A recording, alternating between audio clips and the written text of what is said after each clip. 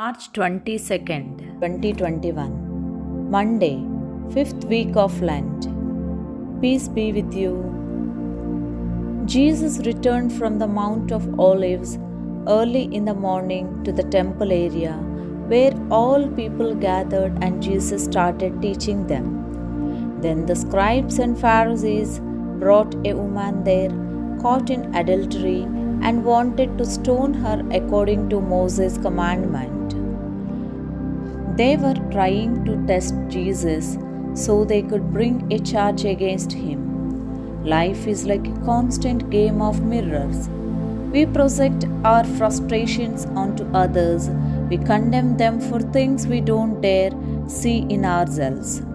The adulterous woman thrown into the center becomes a projection of all the men that surround her. Two persons are to be involved in adultery. Where is the man then? This woman's adultery is their own potential adultery, their own inevitable infidelity to God.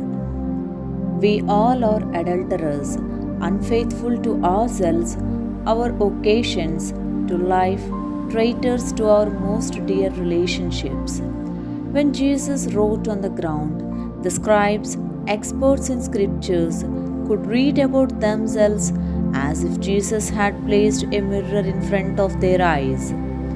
Jesus is the unexpected event that we come across that reveals the truth about ourselves, whether we like it or not.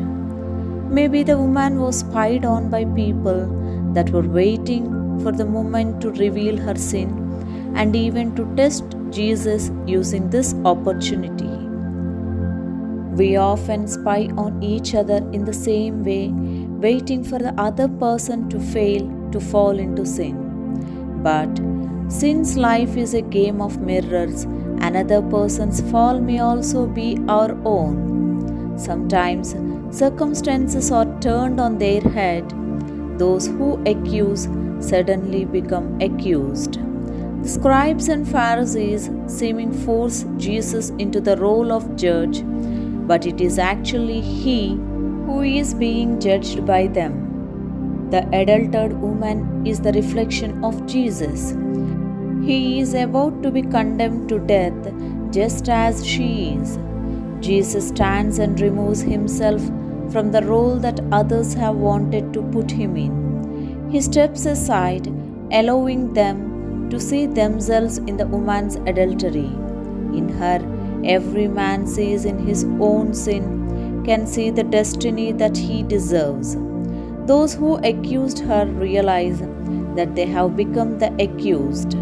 After the scribes and Pharisees have left, Jesus can take up his role as the authentic judge, he who being without sin, the only one that could condemn her. But Jesus stands up for her. It is he that has erased our sentence by defeating death. This woman is a reflection of each of us. In her freedom, we see ourselves freed, our own astonishment. We were adulterers, and yet we have not been stoned. This woman does not deserve forgiveness, and neither do we, and yet God has given it to us.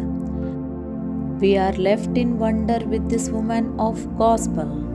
So, life is a game of mirrors that we cannot escape from, mirrors that can fuel our race, mirrors that we would often like to smash.